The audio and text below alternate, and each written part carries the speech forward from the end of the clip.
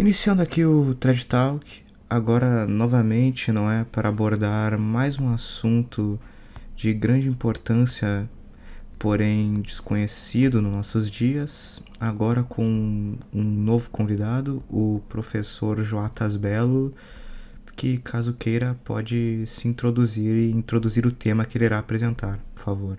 Bom, boa tarde, eu sou o professor Joatas Belo, sou doutor em filosofia pela Universidade de Navarra, na Espanha, e no meu mestrado, no meu doutorado, eu desenvolvi temáticas relacionadas à teologia natural, à metafísica, mais especificamente sobre Deus e sobre a relação entre o mundo e Deus e entre o homem e Deus. De modo que esses temas, panteísmo, deísmo, gnose, panenteísmo, são temas que acabaram se tornando familiares na minha investigação. Eu tive que lidar com todos eles de alguma forma. Todos nós conhecemos melhor o conceito de panteísmo, né? Quando nós falamos de panteísmo, nós falamos de uma doutrina filosófica, de uma doutrina metafísica. Se por metafísica nós entendemos a cosmovisão ou a filosofia geral, de um sistema, nós entendemos então o panteísmo por uma doutrina em que Deus e o mundo são idênticos em sua substância, né? Só há uma realidade substancial, que é Deus ou o mundo, que é o mundo ou Deus. Na verdade, eu digo que é um ateísmo prático, porque você elimina completamente o Deus transcendente e você diviniza ou imanentiza completamente a divindade, diviniza o mundo ou imanentiza completamente a divindade, né? Quer dizer, torna Deus totalmente imanente, ou seja, Deus não sai do mundo, permanece imanere, não está acima do mundo de maneira alguma. Ele coincide com o mundo, né? Esse é o panteísmo. Talvez a doutrina filosófica panteísta mais famosa seja a do pensador judeu Baruch Spinoza, né? Spinoza, ele é conhecido como um dos primeiros, se não o primeiro, que formulou a doutrina panteísta no Ocidente, no Ocidente moderno, né? Bom, mas então, o que é o panenteísmo? Existem vários sistemas ou várias cosmovisões metafísicas ou várias cosmovisões filosóficas, né? Um é o panteísmo, esse que eu acabei de falar, da identidade entre Deus e o mundo. O sistema que é compatível com a fé cristã revelada, com a fé revelada, é o teísmo, né? O teísmo é a afirmação de um Deus único e transcendente ao mundo. Esse Deus criou o mundo, né? Esse Deus criou o mundo desde nada, né? Ex nihilo, ou seja, criou a partir unicamente do seu poder, da sua potência ativa, da sua onipotência. Não havia nenhum material prévio, né? Mas o ser inaugurado pelo ato criador de Deus é um ser que é originado nesse ato. Ele não é nem o ser de algo que existia à parte de Deus e nem é o ser divino, né? Criar é colocar na existência um ser distinto do próprio ser divino e criador. Para a gente entender bem isso, e também para entender o panenteísmo, quando Deus, nas processões trinitárias, gera o Verbo, gera o Filho e expira, o Pai e o Filho expiram o Espírito Santo, essa doação de ser ou de essência divina, porque no fundo não há diferença entre o ser e a essência em Deus, como ensina Santo Tomás, essa doação que Deus, o Pai, faz ao Filho e faz pelo Filho ao Espírito Santo é a doação da plenitude da divindade, da plenitude do ser. Quando Deus cria o mundo, ele não cria desde outra coisa, porque não havia outra coisa, mas ele cria com o seu poder. né? E com o seu poder, ele inaugura uma realidade que não havia nele. Não é a mesma coisa que a transmissão de ser que se faz nas processões intratrinitárias, mas ele doa um ser criado que não é a sua própria essência, não é o seu próprio ser, não é como o Verbo ou o Filho e não é como o Espírito ou o Paráclito, mas é um ser criado, um ser participado.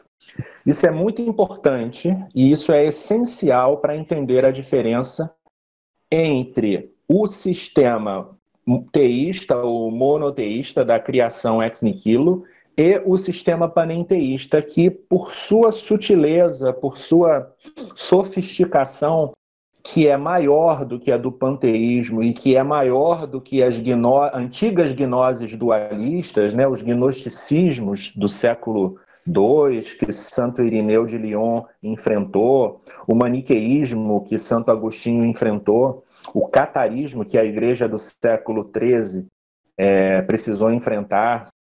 Então, o panenteísmo vai afirmar, diferentemente do teísmo ou do monoteísmo da criação, o panenteísmo vai afirmar que o ser do mundo, o ser das almas humanas, é o mesmo ser divino. Enquanto a gnose dualista, né, que também é diferente do panteísmo, e que é diferente do teísmo, e que é diferente do panenteísmo.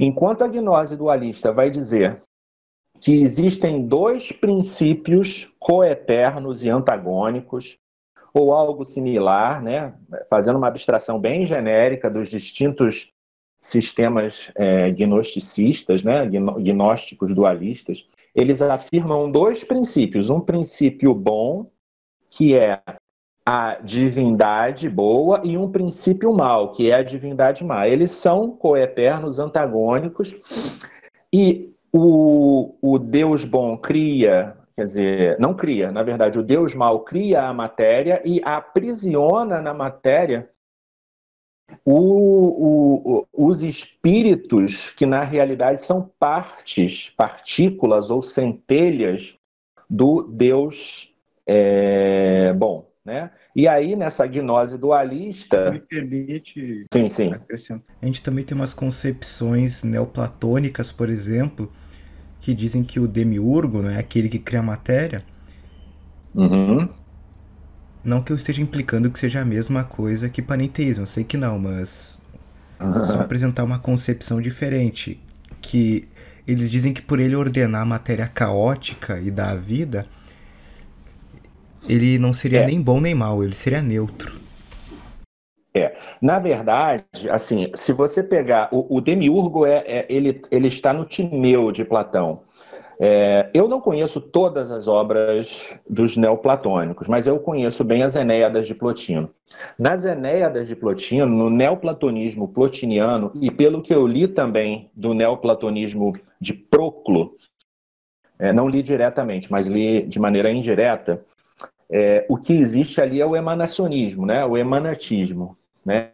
E esse emanacionismo está muito ligado com o panenteísmo. Eu vou dizer por que depois, porque eu preciso precisar melhor o que é o panenteísmo, né? Eu já antecipo, assim, que o neoplatonismo deve ser considerado panenteísta, né? Assim como o brahmanismo, por exemplo. Os dois exemplos mais destacados da filosofia e da religiosidade panenteísta são o brahmanismo, né, o hinduísmo, e o neoplatonismo, né, de Plotino. Você tem o médio platonismo e você tem o platonismo, que podem até ter essas concepções de um demiurgo, que na verdade o demiurgo platônico é bom, né? Tanto é que o Giovanni Reale, por exemplo, diz que chamar Platão de gnóstico é um erro, porque ele considerava a vida como um bem. Sim, o Platão não, a meu ver, não deve ser considerado gnóstico, não, porque o que existe no platonismo é a concepção de uma matéria instável, de uma matéria caótica e instável, que o demiurgo vai ordenar. Não existe uma concepção, para ser bem claro, não existe uma concepção de criação ex nihilo em Platão, né? Não tem essa concepção. Mas você tem a concepção de que o demiurgo é uma espécie de divindade inferior, né? Que ordena essa matéria e vai criando as diversas coisas do mundo e o mundo inteiro de acordo com a ordem das ideias eternas que ele contempla. Né? E o mal só vai surgir, como o Platão explica, o mal só vai surgir, como ele explica, no interior da criação pela liberdade, pelo mau uso da liberdade das almas. Né? Não existe nem um dualismo gnóstico ali, mas também no Platão não tem nenhum panenteísmo, porque para o panenteísmo ser, para haver panenteísmo, você tem que ter todas as almas têm que ser resgatáveis no final das contas, ou seja, o panenteísmo supõe uma espécie de apocatástase, né? Se você, todo autor cristão, católico, que preconiza alguma espécie de apocatástase ou que preconiza a esperança de um inferno estar vazio, se ele não é em pessoa panenteísta, ele teve muitas leituras de autores panenteístas e ele tem uma influência muito grande de autores panenteístas, porque no fundo o panenteísmo ele não é panteísmo, mas ele é um monismo, uma única realidade existe no real, no mundo. Essa única realidade é a realidade divina, ela existe de modos diferentes, né? E essa única realidade, no final das contas, resgata tudo. Resgata até os demônios e os réprobos, que, na verdade, não haveria réprobos, haveria apenas um processo de... fazendo uma analogia com o catolicismo, né? Um processo de purgatório muito grande. Ou, como eles mesmos dizem, reencarnações sucessivas até que o sujeito possa se libertar, não no caso da matéria má, porque não se trata da gnose dualista, mas da ilusão e do apego à carne, né? À matéria, né? É algo mais próximo aí do cristianismo até do que da gnose. Mas o que separa o panenteísmo do cristianismo, do teísmo, é que, da mesma forma que para os gnósticos, da mesma forma ou de forma semelhante, o fundo da nossa alma, o espírito ou o intelecto, né, o nous, ele já seria divino. Né? Não existe para o panenteísta a ideia da graça sobrenatural. Não pode existir a ideia da graça sobrenatural, porque, na verdade, não existe uma distinção real entre o ser divino e o ser criado. Né? O processo da emanação ou da criação panenteísta, pode-se usar a palavra criação, às vezes, eles podem usar, mas sem expressar o conceito católico. Né? Assim como a gente pode usar a palavra emanação, como Santo Tomás o faz para explicar a criação no início da Suma Teológica, mas sem usar o conceito emanacionista ou panenteísta. Né? O panenteísmo ele supõe um processo que é parecido, por exemplo, no brahmanismo e no neoplatonismo. Né? É mais fácil de identificar. Que é o seguinte, existe uma divindade, uma essência divina, uma divindade impessoal, onde todas as coisas estão indiferenciadas, né? Onde tudo ali existe de maneira indiferenciada. Esse Deus impessoal, ele faz emanar de si um primeiro, depois dele, uma primeira hipóstase, que no caso do brahmanismo, né, eu estou falando de maneira um pouco imprópria, tá? Por exemplo, seria o Atman, né? O eu. E no caso do neoplatonismo, agora de maneira mais própria, é o intelecto. O intelecto no neoplatonismo, né, ele é intelecto e é ser, né? Ele é intelecto por quê? Porque ele é o mundo das ideias, ele é o mundo inteligível. Ele é o mundo inteligível e ele contém de maneira distinta todas as ideias eternas que no Deus uno, indiferenciado, que o precede e que o faz emanar, essas ideias estão todas mescladas ou indiferenciadas, não há nenhuma distinção formal entre uma e outra. O mundo inteligível, então, é o mundo do intelecto que contempla cada ideia no seu lugar, com as suas propriedades, né? Com as suas características próprias. E esse intelecto, ele é considerado a divindade manifesta. A divindade manifesta. Veja, ele não é como o Verbo ou o Filho da Trindade cristã. Na realidade, é quase que uma paródia, né? Por quê? Porque ele faz, às vezes, do que seria o Filho de Deus, ou a inteligência divina, ou o Logos, ou o Verbo eterno de Deus. Ele faz, às vezes. Mas ele e isso quem diz é Plotino, inferior à divindade una, ao uno, ao um primeiro, né? Ao primeiro que é um. Mas é inferior no sentido de que ele não é aquela realidade mais perfeita que seria indiferenciada, e sim porque ele já digamos assim, já tem distinção, já há distinção nele, já não existe a simplicidade do uno, né? Mas ele é divino, a essência divina lhe é participada e ele é por direito divino, né? E do intelecto é emanada a alma, né? A alma corresponde aí à razão. A razão, ela já não só contempla as ideias, como ela as mescla, como ela une, não de maneira caótica ou indiferenciada, mas juntando as coisas que têm a ver umas com as outras. É o âmbito, então, da razão, da lógica, que é um âmbito inferior ao intelecto na visão neoplatônica, na visão plotiniana. Da alma saem as almas, as nossas almas,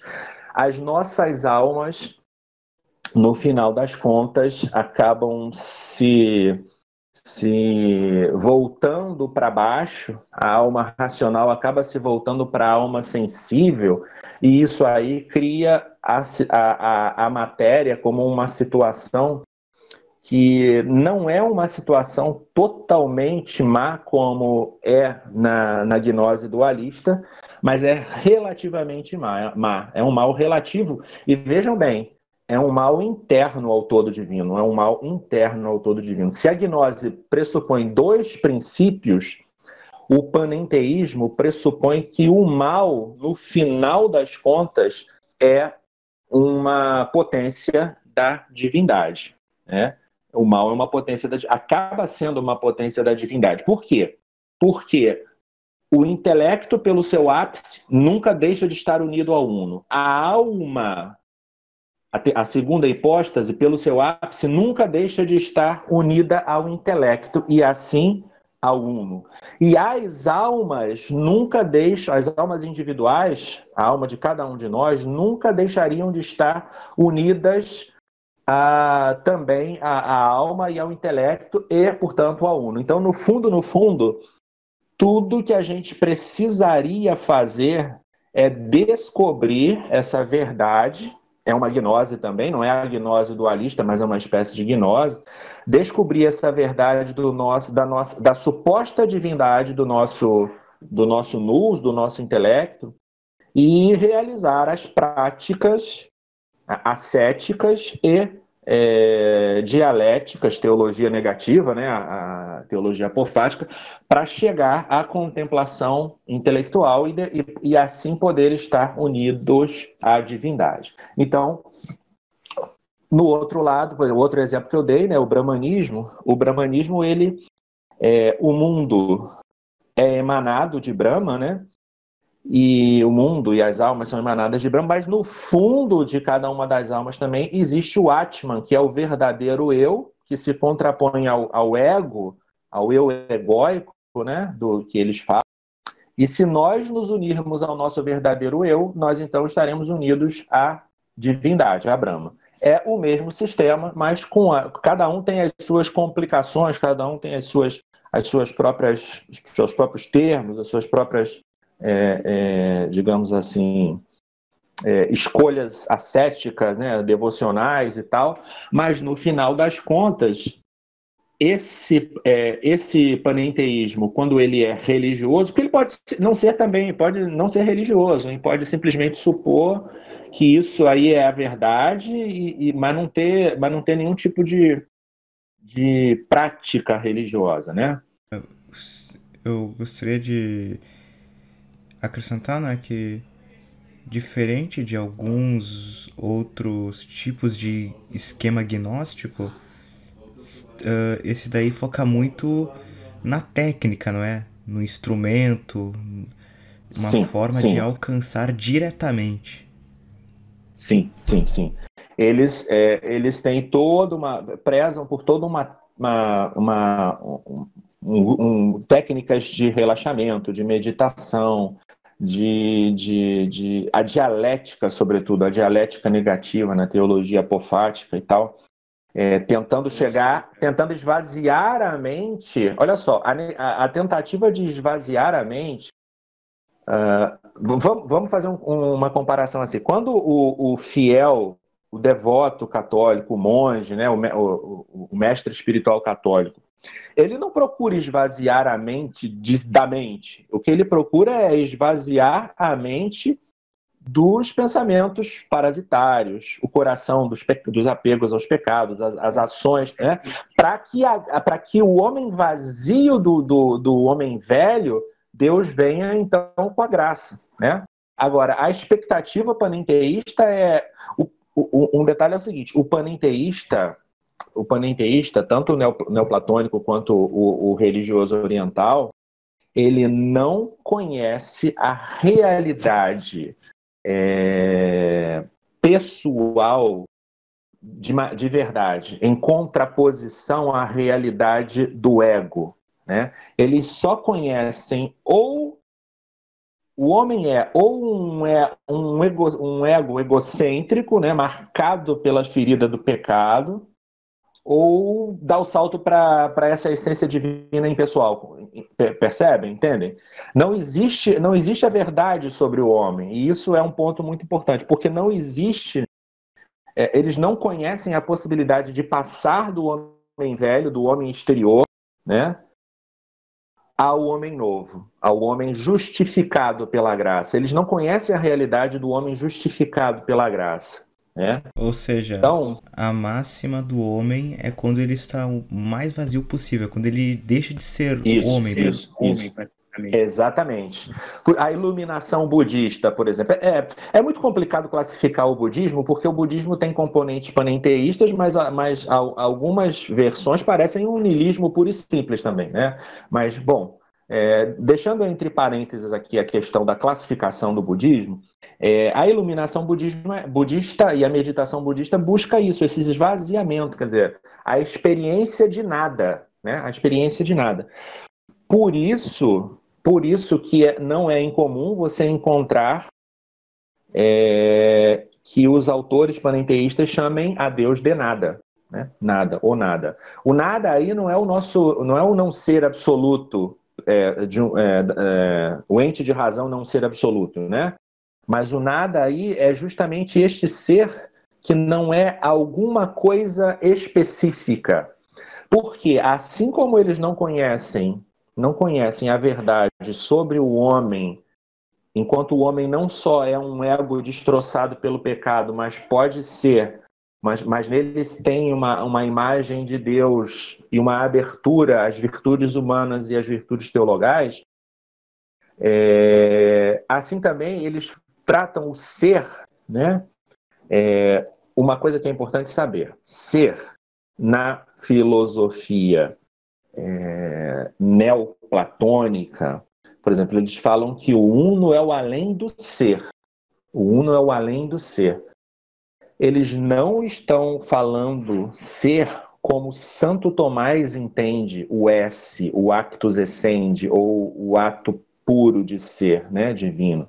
Eles estão falando ser em sentido de usia, de essência, tá? Então, na verdade, o que eles fazem, não sei se já falei para vocês ou não da distinção ser e essência e da coincidência ser em essência em Deus, mas então vou falar brevemente. Vocês devem saber, ou pelo menos já devem ter ouvido falar. Santo Tomás diz o seguinte: nos seres criados, o ser e a essência não são a mesma realidade, né? O ser é o ato do ente e é o ato da essência. O ser ativa a essência para que a essência obtenha a sua plenitude de ser, né? Agora, em Deus não há diferença, não há distinção entre ser e essência. A essência de Deus é ser.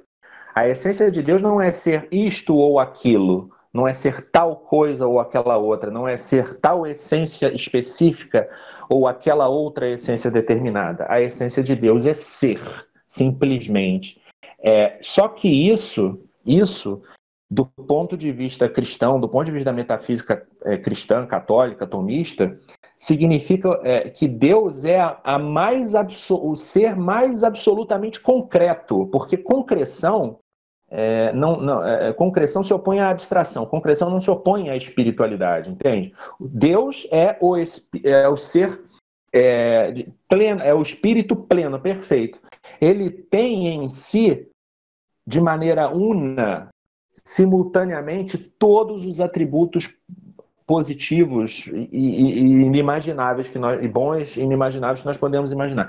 Isso não é um vazio de essência, isso não é um caos de ser.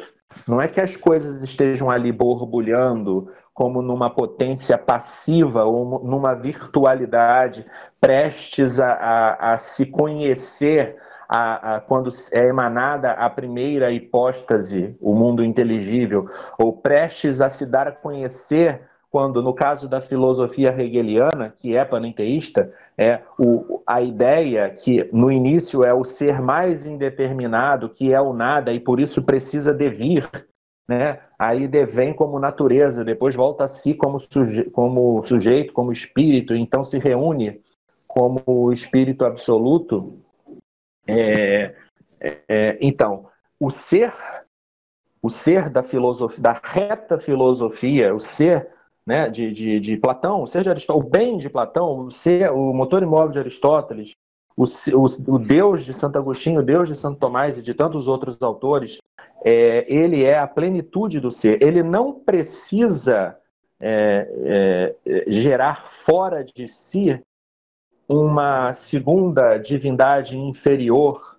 Ele já tem o seu verbo eterno, né? Ele não precisa gerar fora de si ou fazer com que seja gerado fora de si, ou emanado fora de si, uma razão posterior. Ele já, na sua plenitude de ser, de uma maneira que a gente não pode compreender, de uma maneira que a gente não pode visualizar, e se quer imaginar, ele já tem todas essas ideias distintas presentes à mente, ele já tem todas as combinações possíveis, ele já visualizou tudo, ele é onisciente, ele não precisa de nada disso. Já tem todas as potencialidades em ato.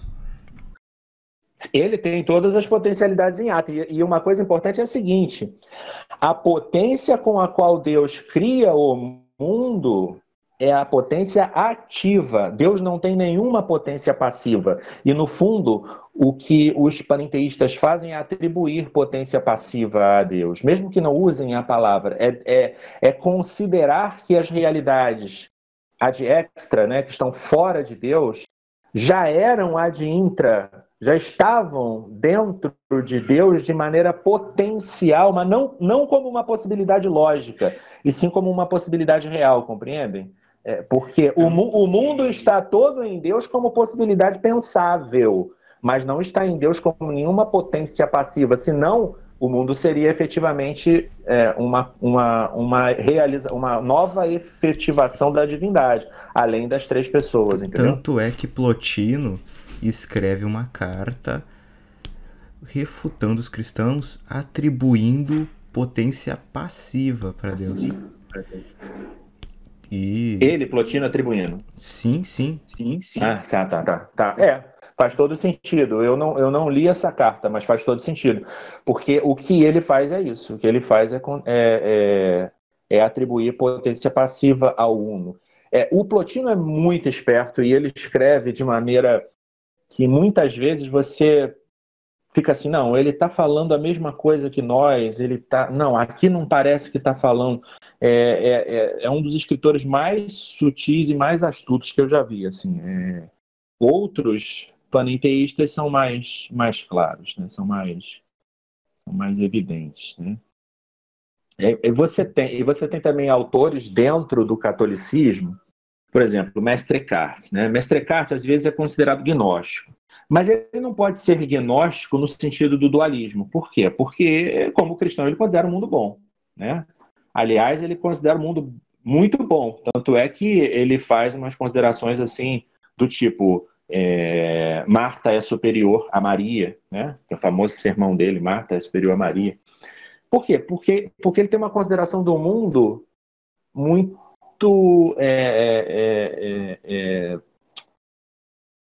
divinizado, né, por esse ser divino.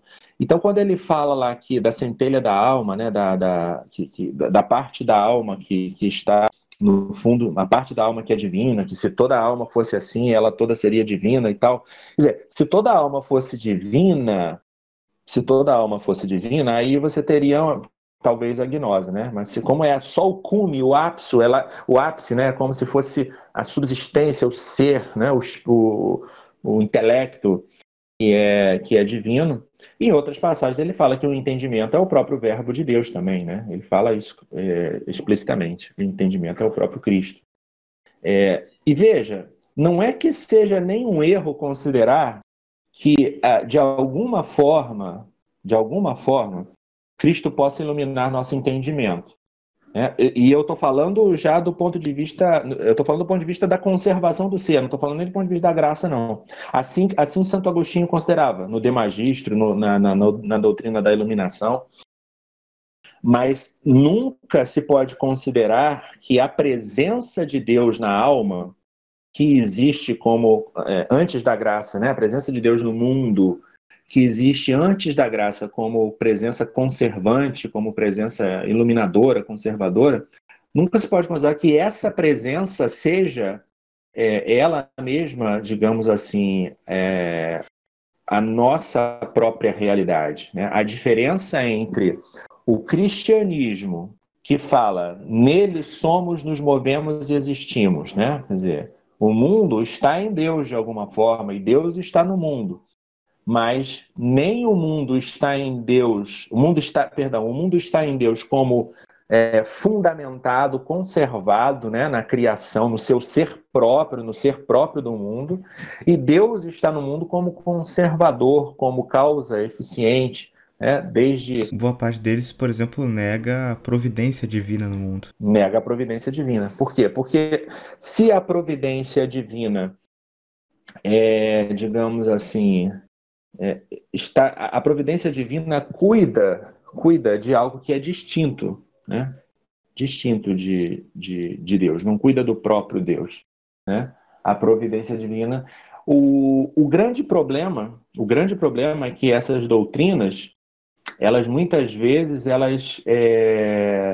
como as pessoas não têm às vezes o refinamento conceitual para distinguir, né, o modo como Deus está presente no mundo, o modo como Deus está presente na alma, o que é o ser divino e o que é o ser participado, o que é o ato puro e que é o actus essendi, que compõe com as essências, né? Eu já vi muitos católicos estudiosos de filosofia acharem que a composição essência e ser é uma composição entre coisa e Deus, entendeu? Se achar isso, já era, caiu no panenteísmo. Não é uma composição entre coisa e Deus. É uma composição entre a realidade essencial da coisa, que faz com que ela seja isso ou aquilo, e a realidade existencial da coisa, que faz com que ela seja simplesmente uma criatura, né? A criatura se relaciona com as demais. Por outra, o seu ser, a criatura se relaciona com o seu Criador, né? Mas não naquela relação que é típica da graça. Aí se trata simplesmente da relação criatural, né? E não da relação de conhecimento e amor que caracteriza a vida na graça santificante, que só existe naqueles que são batizados e estão confessados em graça, ou naqueles que, em ignorância invencível, procuram viver segundo a sua consciência e podem estar sendo movidos de maneira implícita, de maneira oculta, pela graça de Deus. Mas isso é Deus quem sabe, né?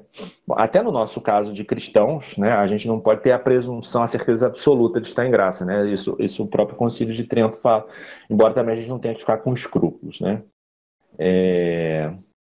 Bom, até aqui, alguma questão, além das que já foram sendo colocadas, alguma dúvida? Boa tarde, professor. Eu sou o André, para quem não conhece. Eu sou o colaborador do blog Salve Home. E o que acontece? Eu queria só levantar uma questão que é sobre essa questão que o senhor estava falando sobre o panenteísmo. Ela entra justamente naquilo que eu estava falando quando eu tive uma treta com os orientais. Um dos rapazes orientais, não sei se o senhor chegou a ver, ele gravou um vídeo contra mim, que ele questionou o fato de eu ter colocado o fato de John Meadorff, que é um pensador ortodoxo, teria colocado que o ser humano era composto naturalmente de corpo, alma e Espírito Santo.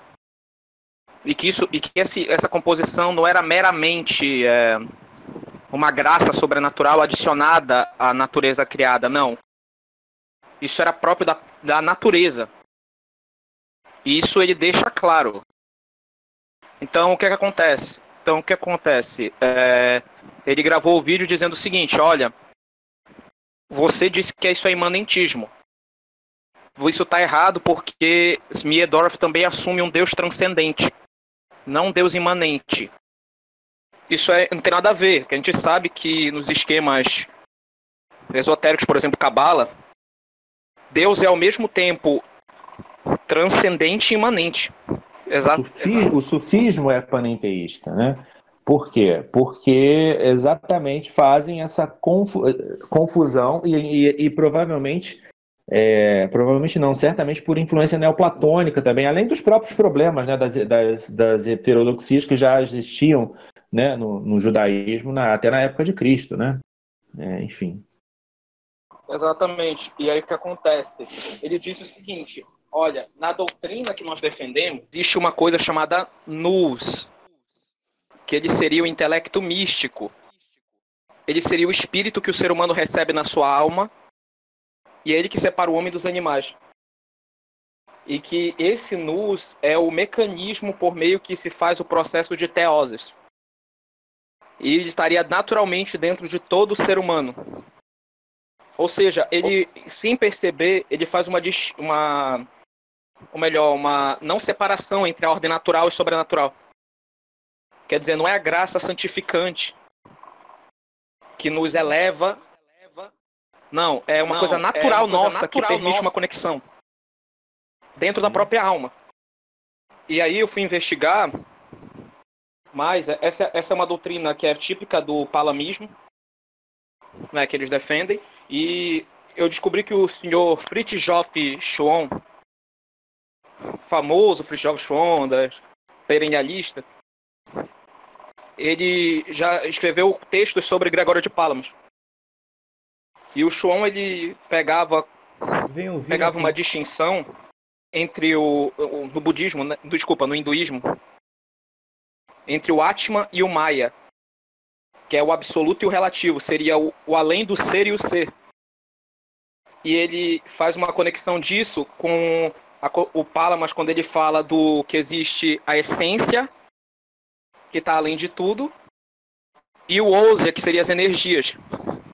Então, ou seja, é a mesma distinção entre o ser e o além do ser.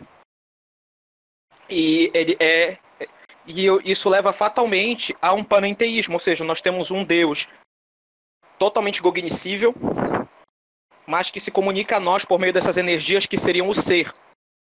E esse ser se comunicaria dentro da nossa própria alma, nesse nous.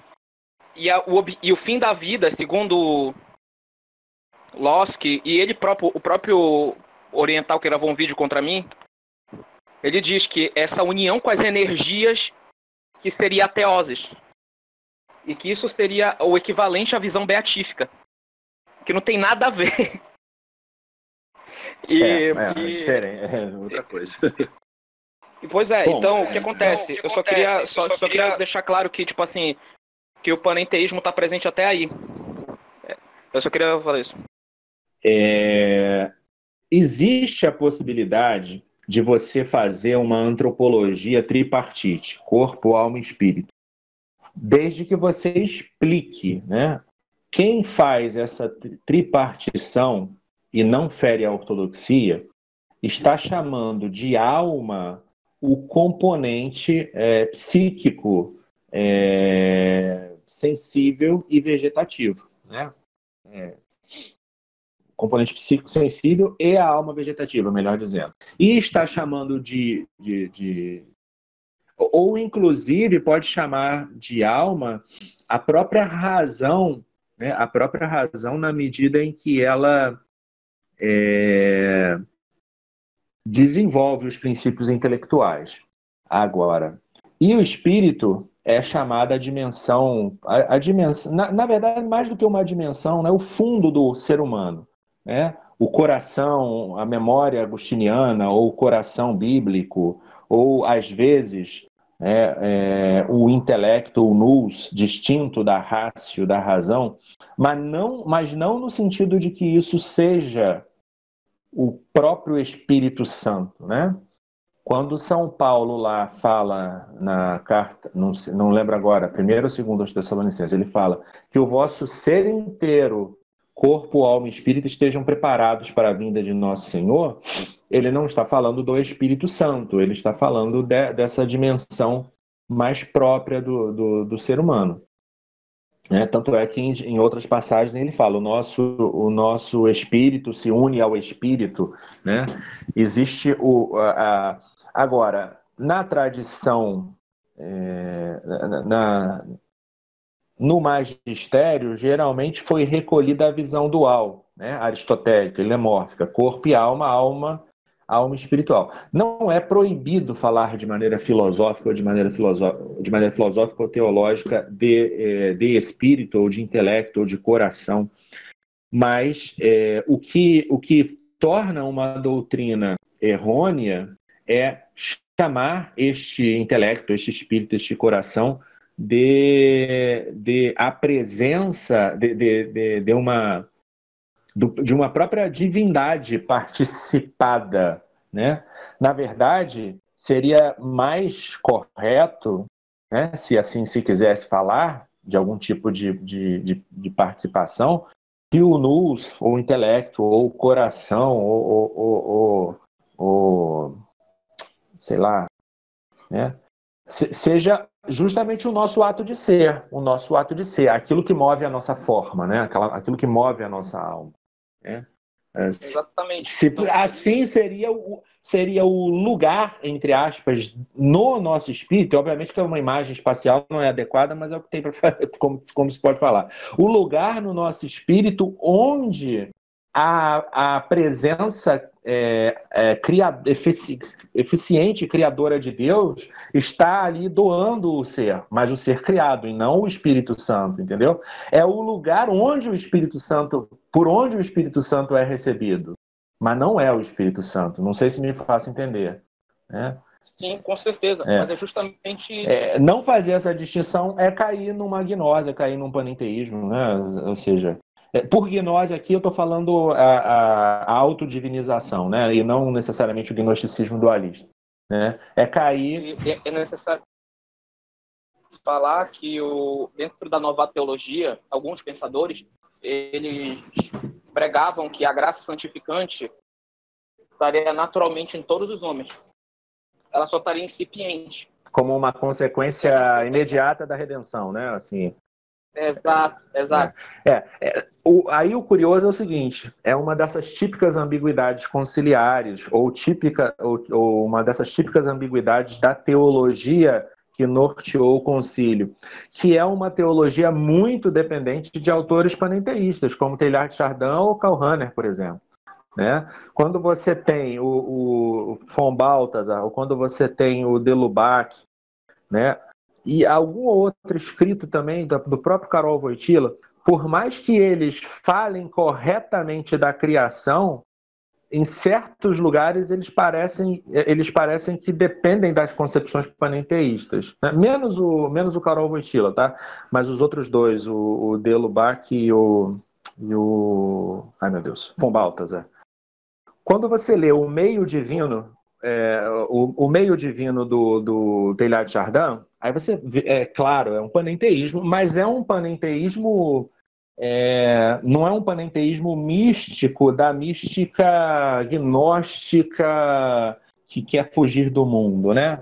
É um panenteísmo de uma religiosidade imanente, é um panenteísmo assim de chorar. Quando você lê o Teilhard de Chardin e quando você pensa o quanto esse homem incipiente acabou, como se diz, influenciando a vida da igreja no século XX, é de chorar. Porque ele confunde tudo. Para ele, o progresso tecnológico, para ele, os avanços da história humana, tudo isso é o sinal da chegada do reino de Cristo. Assim, tudo isso. Da evolução cósmica e blá, blá, blá, blá, blá, blá.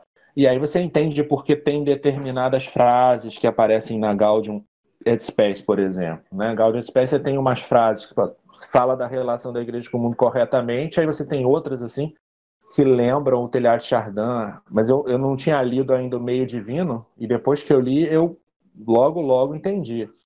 Ou então, quando você lê no von Balthasar que a esperança dele do inferno estar vazio,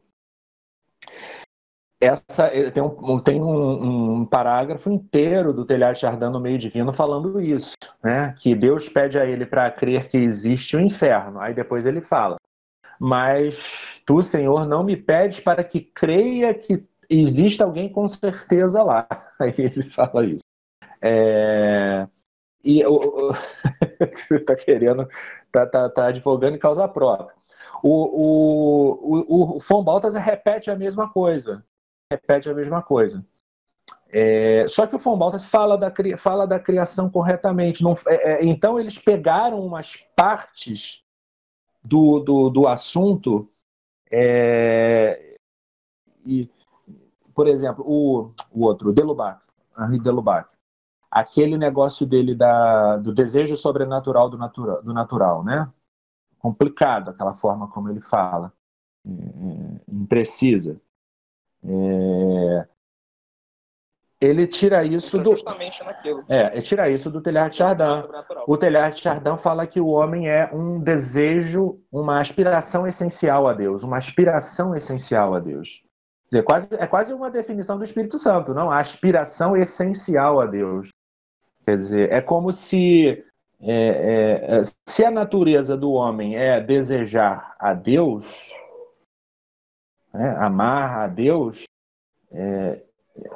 então não tem escapatória, o homem vai se salvar, né? Assim, se a participação na vida divina não é uma vocação que vem ao encontro das possibilidades humanas, efetivamente, mas se essa vocação, na verdade, é a própria realidade humana, então você acaba inserindo o homem como a humanidade como a quarta pessoa da Santíssima Quaternidade, entendeu? Aí não tem jeito. Não, eu só queria dizer que quando esses orientais pegam essas coisas, eles se fundamentam muito na patrística, porque é igual como os caras da nova teologia se fundamentavam. Por exemplo, o problema é o Santo seguinte... Agostinho falava do interior íntimo meu, Uhum. que era o lugar onde Deus habita. Só que eles confundem, eles pensam que isso é a graça santificante. Sim, E sim, que isso estaria dentro do homem. sim. Só que não, ele estava falando do est ut actus essendi. Uhum. Não, e ele estava falando também... Da teoses É. E tem outra também, às vezes os padres gregos, por exemplo, eles estão falando da realidade da deificação, mas eles estão falando como se fosse natural, entendeu? Eles não estão falando que aquilo é da natureza, mas eles estão falando desde aquilo sem se preocupar por fazer um discernimento, né? Eles falam desde o intelecto elevado e dá a impressão de que é assim, entendeu? Sei lá, eu já tive essa impressão, eu não sei se eu precisaria confirmá-la melhor. Mas, e aí eu acho que eles pegam essas passagens em que se está falando de uma coisa, tomam por outra, ou de outra e tomam por uma, né? Não sei. Eu confesso que eu já vi, eu não conheço tantos escritos dos autores ortodoxos como você, André, que parece ler, né? Mas eu já li pensadores ortodoxos do momento presente defendendo metafísica panenteísta. Então, por exemplo, atacando o Santo Tomás mal, porque dizendo que Santo Tomás defende uma concepção de ser que não é a de Santo Tomás, e defendendo o panenteísmo como uma resposta, quando a melhor resposta possível para o problema da relação entre o mundo e Deus é o actus essendi. O actus essendi nem é, digamos assim, uma concepção de uma distância deísta infinita entre o mundo e o homem, né? Um essencialismo onde as essências correm soltas por conta própria, né? O deísmo agnóstico, né? Do empirismo, do liberalismo contemporâneo, e nem é o panenteísmo da confusão entre o ser do mundo e das almas e o ser divino manifesta, ou o ser divino, a essência divina manifesta, né? Então eles não sabem que o actus essendi cumpre esse papel e cumpre muito melhor, porque tanto estabelece um vínculo criatural íntimo entre Deus e as coisas, quanto não confunde esse vínculo ou essa relação criatural com a própria doação a própria doação natural, entre aspas, da divindade, né? Então, a tarefa maior da filosofia presente, da metafísica presente, é justamente a recuperação do actus essendi, né? Fazer esse caminho de mostrar como o Santo Tomás tem a melhor maneira de falar da relação entre Deus e o homem, uma maneira que proíbe tanto o deísmo de um Deus distante e indiferente, quanto um panenteísmo de uma confusão sofisticada, porque não é a confusão mais tosca. Para dizer a verdade, assim, o panenteísmo não é tosco que nem as gnoses dualistas e não é tosco que nem os panteísmos. E essa é uma vantagem, entendeu? Ele é meio sofisticado e é cheio de termos e tal, né? Você nunca vai encontrar a essência dele mastigada, como eu falei aqui. Sempre vai ter uma forma de te engrupir, assim. Mas essencialmente é isso, né? Essencialmente o panenteísmo é uma doutrina em que existe uma divindade onde tudo está presente de maneira indiferenciada, e um mundo onde aquilo que estava indiferenciado, e um primeiro ser, onde aquilo que é divino por essência, em que aquilo que estava indiferenciado já se encontra distinto, e depois a diversidade ou a pluralidade das coisas, né? Que aí vão ser ou transitórias, como no plotinianismo, para o regresso, ou vão ser ilusórias, como na Maia bramânica, também para poder regressar a Brahma, etc, etc, etc. não serão maus, mas serão ilusórios ou transitórios ou efêmeros, uma realidade que é uma espécie de prova, não é uma prisão, mas é uma prova, né? O que é meio verdade, porque com o pecado o mundo se tornou uma instância de prova, verdadeiramente, né? Mas com o pecado... Nós estamos numa ordem sobrenatural. Não por causa não porque o mundo é um precipitado de Deus que precisa se conhecer e que nessa necessidade coisas ruins acontecem, mas porque o mundo, como foi pensado por Deus, é distinto de Deus e a liberdade finita dos anjos maus e de Adão e de cada um de nós nem sempre corresponde a isso. É sempre aquilo, né? Como eu posso explicar? A corrupção do pecado original não mudou necessariamente nossa natureza como eles implicam. Só decaiu. Se tivesse mudado, Deus seria um tirano. Sim. A natureza sofre e geme, né?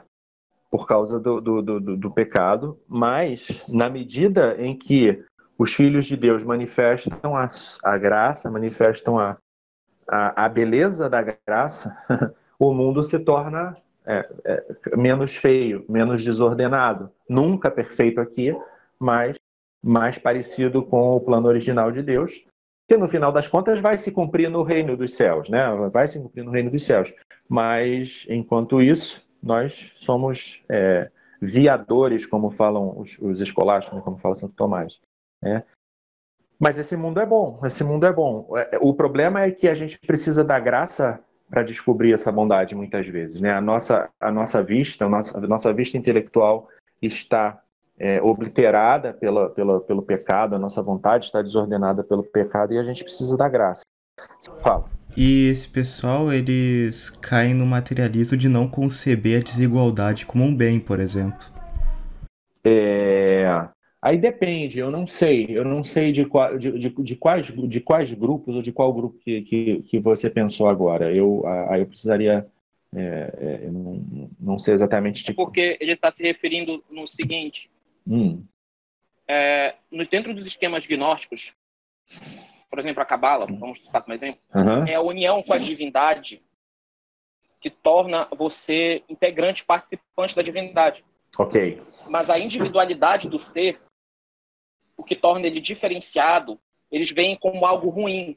Eles acham que tudo tem que voltar a ser um, mas não ser um no sentido como Nosso Senhor fala nas Escrituras, que é pela graça. Não, é ser um no sentido de se unir com a divindade e deixar de ser você mesmo.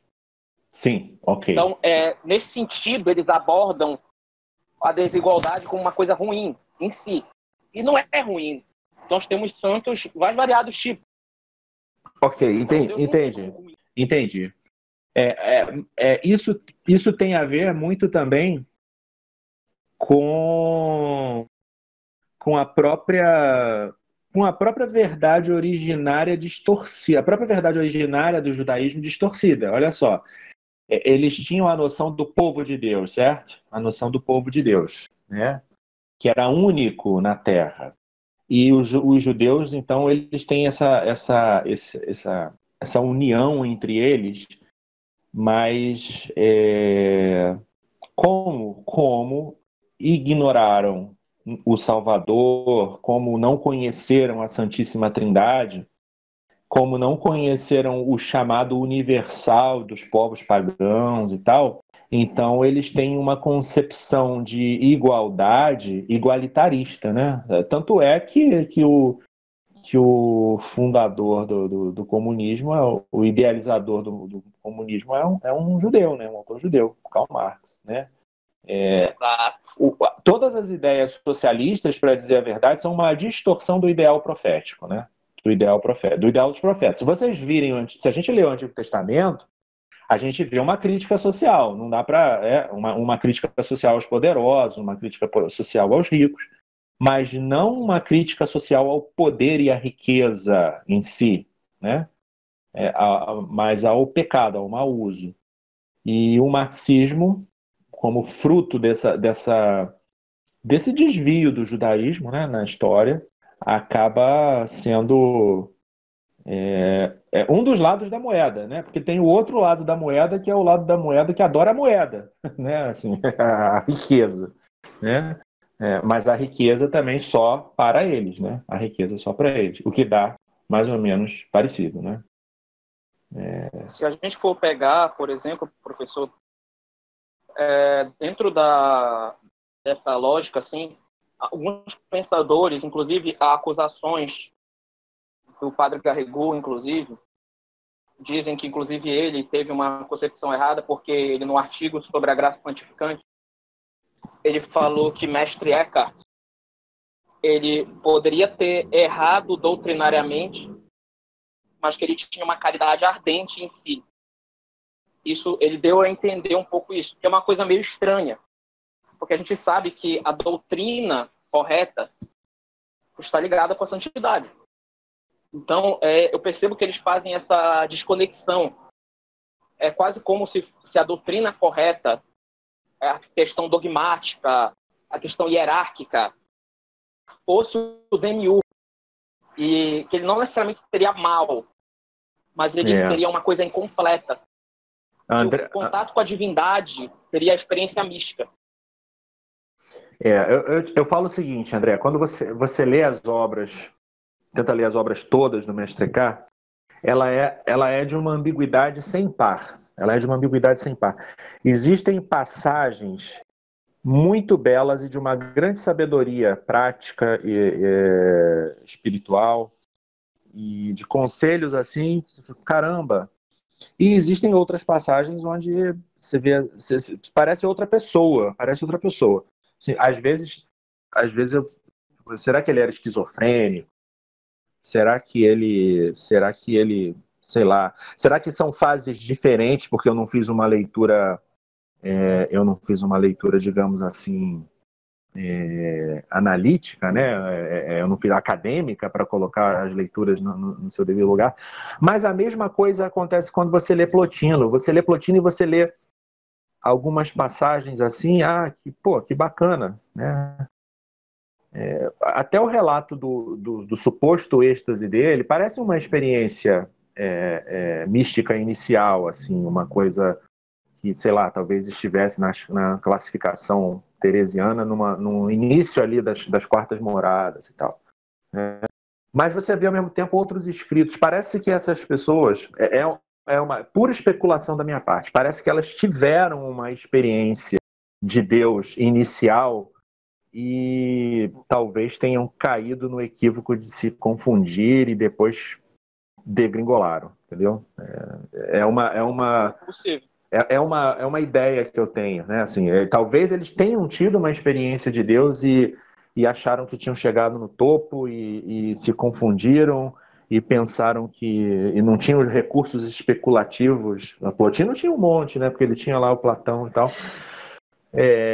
Mas, sei lá, e acabaram se confundindo e erraram tudo, e eu não sei também se os erros que existem não comportam essa caridade ardente. Eu concordo com você.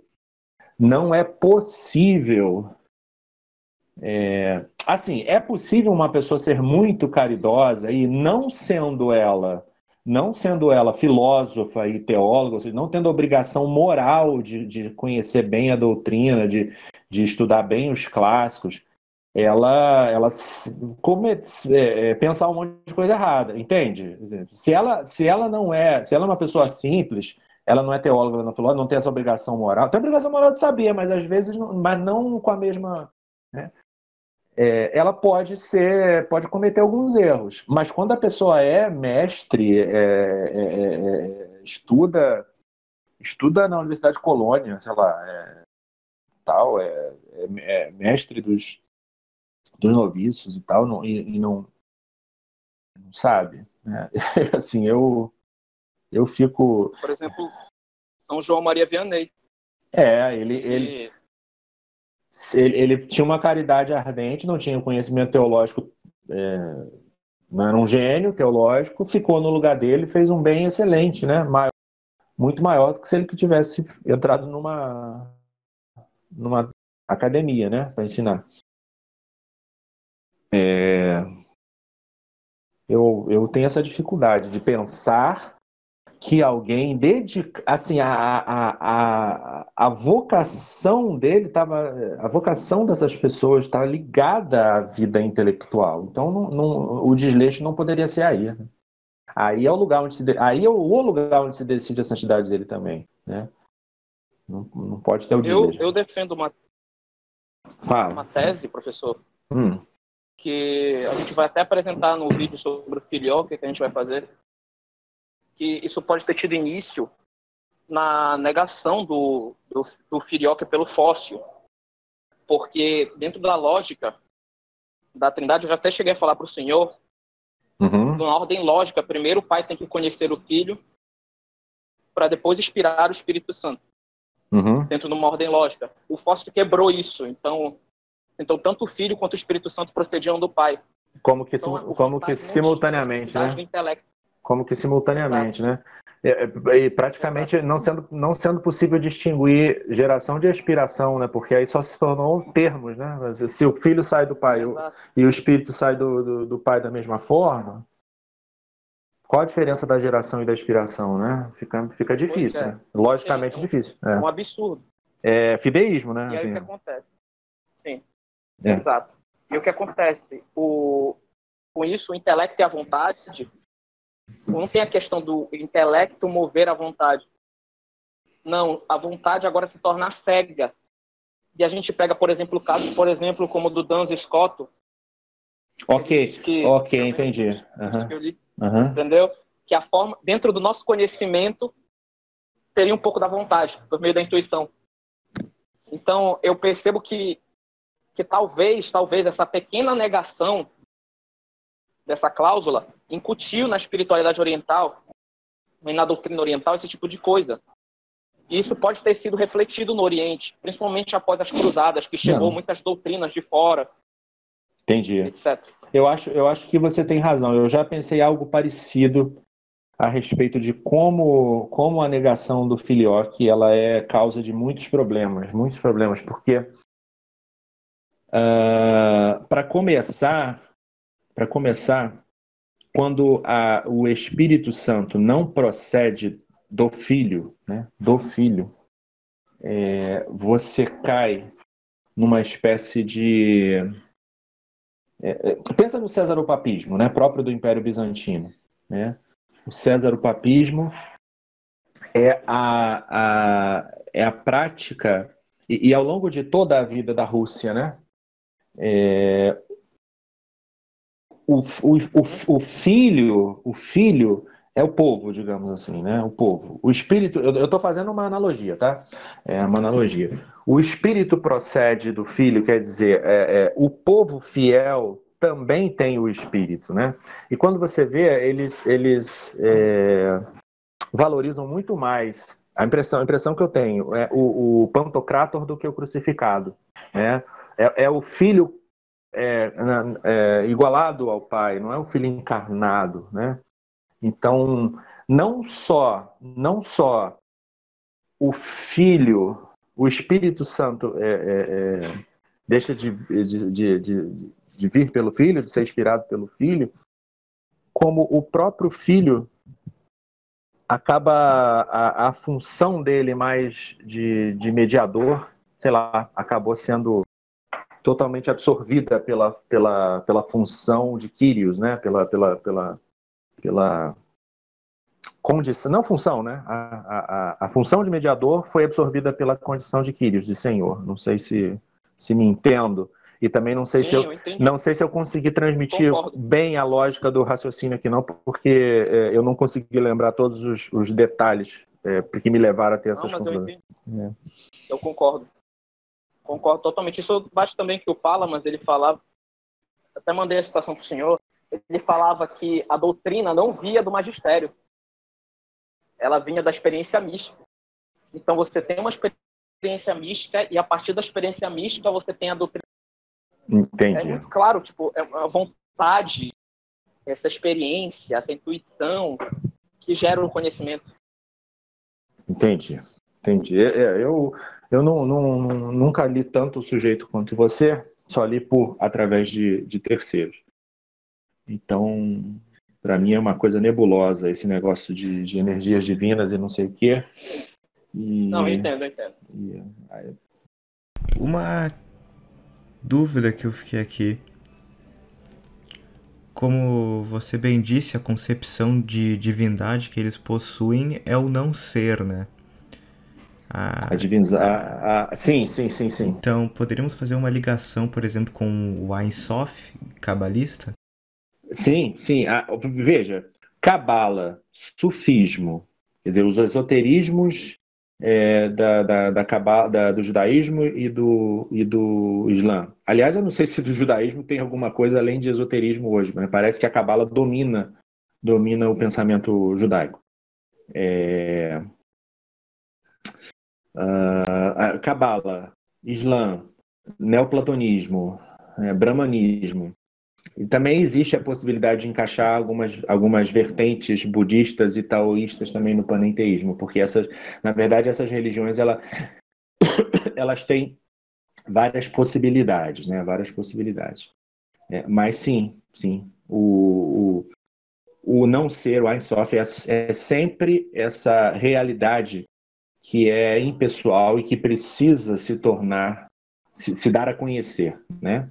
Enquanto que na visão trinitária, Deus já desde sempre se conhece, se ama, não precisa do mundo, mas cria por amor, cria de maneira livre por amor, e não por um processo que estaria inscrito necessariamente de maneira como uma necessidade, talvez não física, mas uma necessidade moral dentro da divindade, né?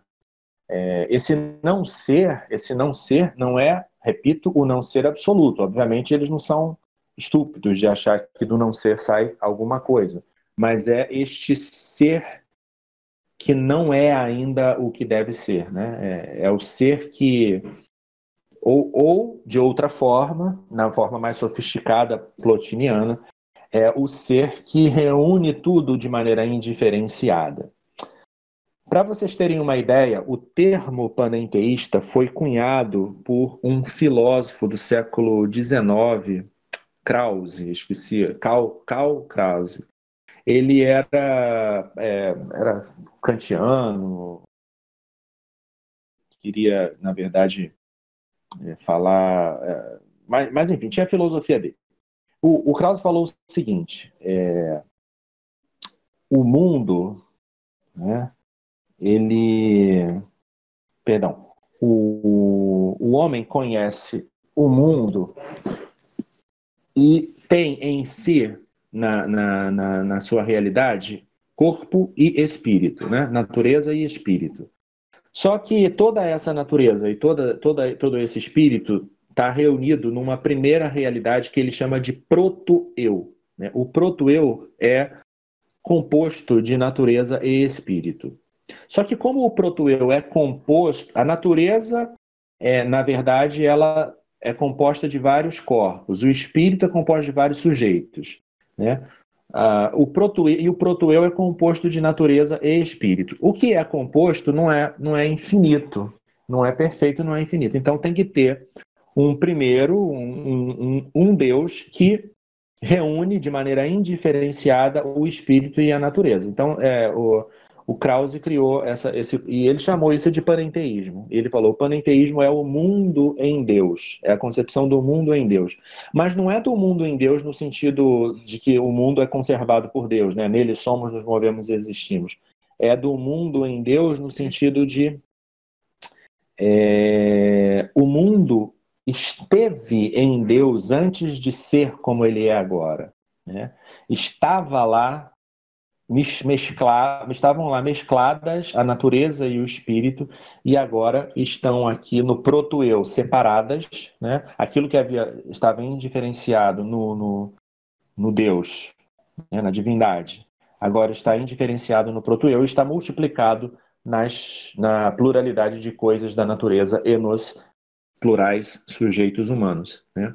Então, o panenteísmo se define por isso, se define porque a realidade está em Deus, toda ela indiferenciada, é o não ser, e ela está fora de Deus numa primeira instância digamos assim, diferenciada, né? Por exemplo, o mundo inteligível do intelecto plotiniano, e ela está depois num outro passo, diversificada entre as diversas coisas e os diversos sujeitos. Professor, posso lhe fazer uma pergunta? Pode sim, meu caro. Olha só, uma dúvida que era sobre o senhor falou da cabala. Isso entra também na questão da revolução sexual freudiana? Tem algum envolvimento? Olha, o inconsciente freudiano é uma boa imagem do que é, digamos assim, da verdade verdadeira dessa divindade, né, impessoal, entendeu? Com certeza esse inconsciente ele é uma das formas de expressar. Da mesma forma que a vontade de potência nietzschiana é uma forma de expressar. Só que enquanto o inconsciente freudiano é a expressão no âmbito da concupiscência da carne, a vontade de potência nietzschiana é a expressão no âmbito do orgulho da vida, certo? E também, se a gente for pegar o Marx, né? O Marx ele tem o comunismo é uma expressão da concupiscência dos olhos. Então a gente tem aí nesses três autores antiteístas, né, do século XIX, Freud, Marx e Nietzsche. Nietzsche não era judeu, né? Nietzsche não era judeu, Nietzsche era alemão. Mas temos aí imagens dessa a que corresponde na realidade essa imagem de um Deus inconsciente. Corresponde a justamente falta de ordem das nossas potências, né? Corresponde à falta de sentido, né? A falta de sentido, o niilismo, a falta de ordem, o caos, né? Então é mais ou menos por aí, né? Eu me preocupo muito, né, com essas questões e tal. Atualmente tem aquela vertente esotérica do perennialismo, que no fundo também a metafísica de fundo desses pessoal, Schuon, Guénon, é o panenteísmo, né, essa ideia da identidade do nous, do nous humano com a divindade e tal. E as pessoas acham isso muito bonito, muito legal, não veem problemas, mas isso conduz a problemas espirituais muito sérios mesmo. É bom as pessoas tomarem consciência da diferença abissal que separa essas doutrinas da doutrina cristã, da doutrina católica, para que não se contaminem com esses erros terríveis. Assim, são erros terríveis e que podem fazer a alma se perder com facilidade, porque conduz a ideia de que nós somos Deus por natureza, ou sei lá, essa ideia panenteísta conduz ao mesmo tipo de soberba de todas as gnoses que já existiram aí nessa história. Obrigado. Então, não é, professor, como você já tinha falado que estava acabando o tempo, né? Eu gostaria de agradecer a sua participação. Afinal, o tempo é curto, não é? Obrigado por ter vindo aqui se disponibilizar para falar de um tema tão importante, não é? Que, como você bem disse, está infelizmente se difundindo nas consciências há muito tempo.